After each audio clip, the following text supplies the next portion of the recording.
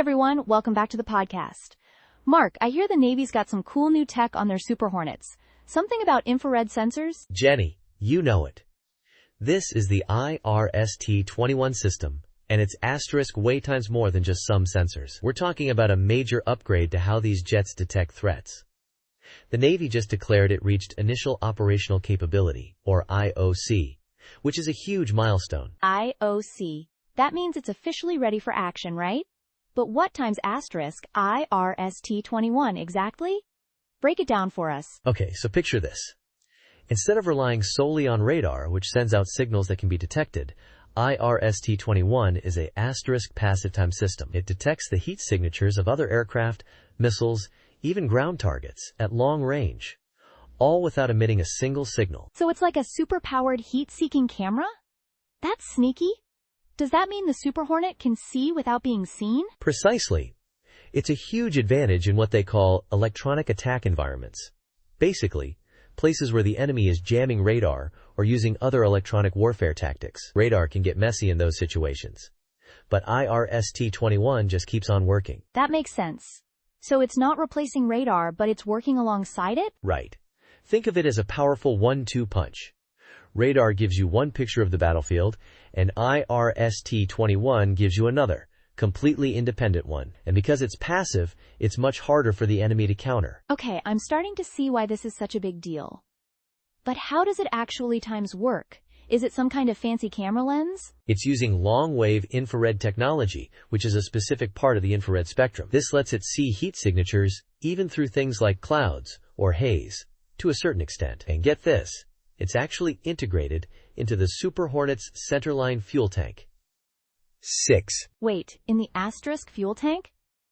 That sounds unusual. Why there? It's all about minimizing changes to the aircraft's design.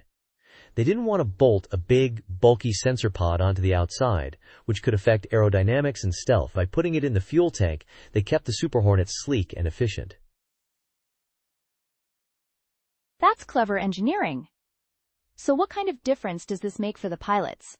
Are we talking about a significant improvement in their capabilities? Oh, it's a major enhancement. We're talking about detecting threats much earlier, giving pilots more time to react and make decisions. And according to Lockheed Martin, the company that makes it, IRST21 provides weapon quality accuracy tracking. 2. Weapon quality accuracy? That sounds serious. So it's not just about seeing things, it's about targeting them too? Exactly. It's feeding information directly into the aircraft's combat systems. This dramatically increases the pilot's situational awareness, which is crucial in any combat scenario. Rear Admiral John Lemon from NavAir even said it, doubles fighter reaction timeline, which, is pretty significant. Wow, I can see why they're excited about this. What about the history? Has the U.S. Navy used this kind of tech before? They have, actually. The F-14 Tomcat and F-15 Eagle both had earlier versions of IRST systems, and those racked up over 300,000 flight hours.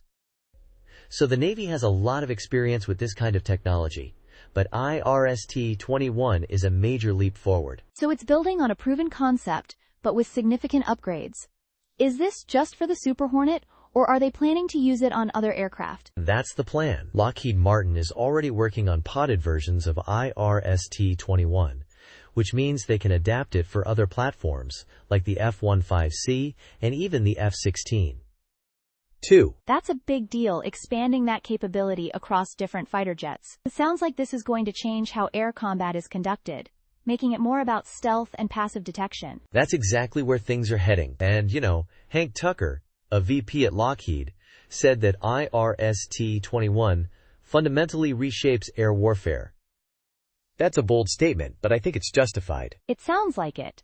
So increased range, better accuracy, and the ability to operate undetected.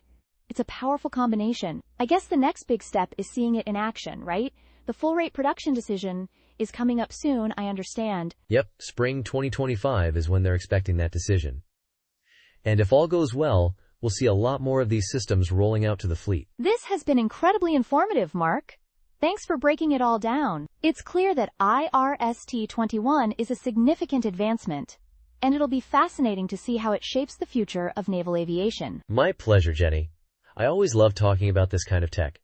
It's a great example of how innovation can give our forces a real edge.